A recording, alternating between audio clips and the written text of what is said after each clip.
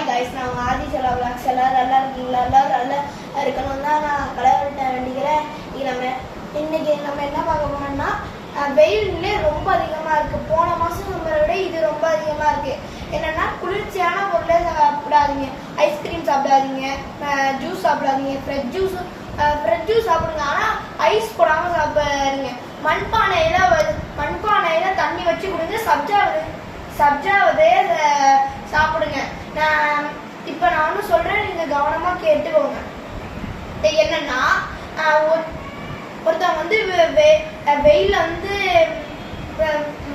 போயிட்டு வந்துருக்காங்க. வந்த உடனே பச்சை தண்ணியில் போய் குளிச்சிருக்காங்க. அந்த இடத்துல மயக்கம் போட்டு வந்து ஹாஸ்பிட்டலில் அழைச்சிட்டு போயிருக்காங்க. அழைச்சி போய் நரம்பெல்லாம் வெடிச்சு டெத் ஆகிட்டாங்க. அதனால உங்களுக்கு வரக்கூடாது தான் நான் சொல்கிறேன். இங்கே நல்லா இருக்கணும் தான் நானும் சொல்கிறேன்.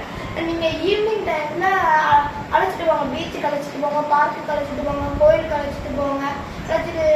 வெயில் டைமில் ஐஸில் முதல்ல வைக்கிறாதீங்க. ஃப்ரீசரில் முதல்ல ஐஸ் வச்சு சாப்பிடாதீங்க. மண்பானையில் வைங்க. அதே ஒரு கெமிக்கல் தான்.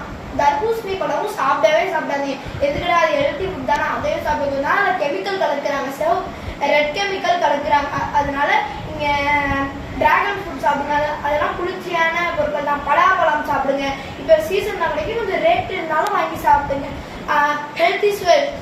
எல்லாரும் நல்லா இருந்தால் அடுத்த வீடியோவில் பார்ப்போம். நன்றி, வணக்கம்.